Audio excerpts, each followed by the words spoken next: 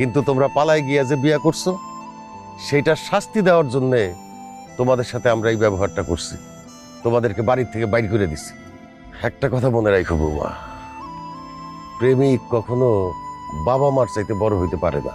বাবা মা তোমাদের জন্ম দিছে, লালন পালন করে বড় করছে, তাই জীবনে যে কোনো সিদ্ধান্ত নেওয়ার আগে বাবা মার কথা মনে রাখা তাদের সাথে পরামর্শ করে নেওয়া উচিত। মা ডায়না, তোর মুখে কিন্তু আমি প্রথম বাবা ডাক শুনেছি, আর তুই যখন পালিয়ে চলে আসছিস তখন কি তুই একটু বুঝতে পেরেছিস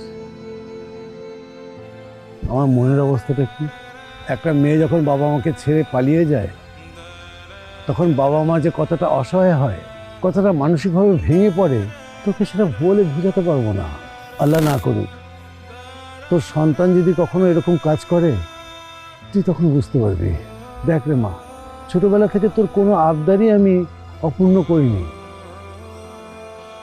তোর যে ভালোবাসাটা একবার আমার কাছে চেয়ে দেখতি।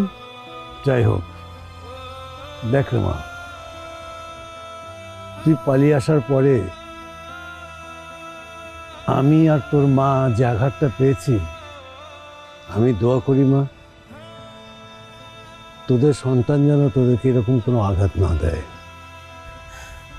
বাবা, আমি অনেক বড় ভুল করে ফেলছি, আমাকে তুমি মাফ করে দাও।